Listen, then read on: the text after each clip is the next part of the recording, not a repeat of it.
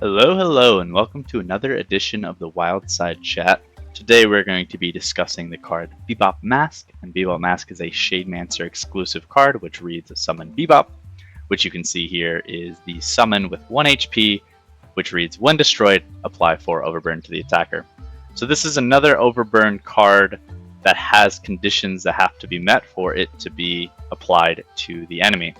It differs from Azul Skull in a key way, however, where it can be applied to backliners as long as backliners are attacking the Beepop Mask.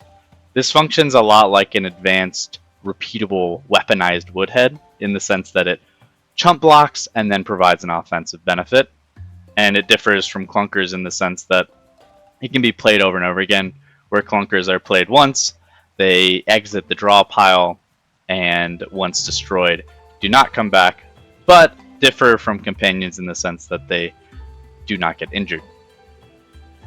So 4 Overburn, as we've discussed with the previous cards, is tied with the highest base Overburn in the game, alongside Azul Skull, but having more than Azul Battle Axe, Azul Candle, because it could be 0. Shen starts at 1, Vesta starts at 0, but of course doubles things based off the current Overburn applied. So the reason this gives 4, which is a powerful number, is because it's once again conditional. But I think the great benefit of this is that this can snipe backlines where Azul Skull is constrained to hitting the front enemy. This is especially useful against things like Mini Moko and Makoko early in the game when you don't have other ways to deal with the backline. They attack this, it's blocking the attack, preventing damage from your other allies, and inflicting 4 Overburn, which you can then maybe Tarblade that thing and have it splash to the entire row. Similar to Azul Skull. In the base case, this could do up to 12 damage with 1 application, assuming you get the full effect of hitting 3 enemies with the Overburn Splash, and of course this Overburn can be scaled to splash for even more damage, which is the primary benefit of Overburn as a whole. I would say this is most similar to things like Shroomine, but of course it has the distinction between a Clunker, as I mentioned before, and it does Overburn rather than Shroom, but it is quite similar in that they're both very solid pickups early, I'd say, that provide a good amount of damage, as well as block some big hits potentially for you, and provides great access to backlines. The key difference between this and Shroomine as well would be this reads when destroyed specifically, where Shroomine reads when hit.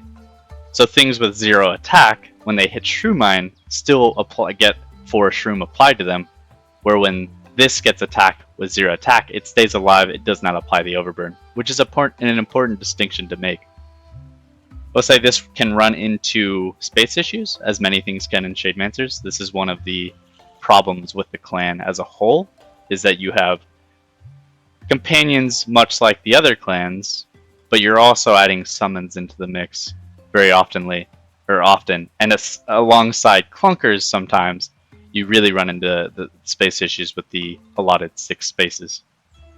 But if you don't have these space issues, I would say this is a solid pickup early and has potential to be a great part of your Overburn scaling. A great base. And we've talked about the base and the kind of scaling aspects of Overburn with some of these previous cards, so I won't delve into them too much. Additionally, I would say this Overburn card does not have great charm allocations. I would say Noomlin charm maybe is fine. Noomlin can be nice for just in general. It's good, but it's possible you have better uses for Noomlin charm, and no other charm really benefits this too much. I think you can place a Faith charm on it, but you're not going to get the added attack bonus, and having 3 health on this kind of defeats the purpose of this because it wants to die right away. Although you could argue you could use this as like a frontline with Van June, but it is not really its best case scenario. You'd rather use things like Fallow or Blank Mask in those cases. Additionally, this can be used as sacrifice fodder, and it is fairly potent in that regard, just because it is a repeatable 1 HP summon that can be, of course, sacrificed very easily with Tarblade or any sniping mechanism or any sacrifice tool such as Azul Skull or Tiger Skull, any of the skulls, of course. And this can be good alongside things like Ruff. Unfortunately, it does not benefit things like Devacrow because this does not have attack. So that's something to keep in mind. And I think that about covers kind of the use cases of this card. It's nice that I've already talked about a lot of the Overburn cards, so there's less to be discussed here. But I will say that I am pretty happy about picking this in the base case.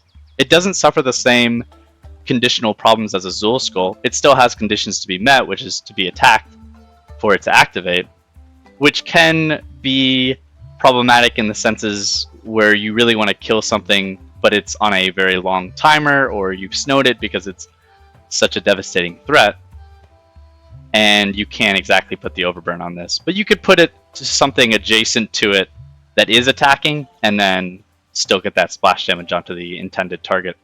So I would say it has fewer conditions to be met for this to be valuable, and I'm pretty happy to see this early, I will say. And if I have Overburn synergies existing, then it can be definitely valuable later. You just have to consider the space concerns that come along with it, and of course recognize when you actually need this. It is always important, and I'm probably going to repeat this like 1,000 times in this series. You do not need to add things to your deck that do not improve your deck. In the average case, your deck's value, even if this card is solid, your deck's average value could be better than solid, and this could prevent you from doing the more valuable things in your deck, drawing the more valuable things, playing the more valuable things. And you just need to make those assessments based off the context of the game.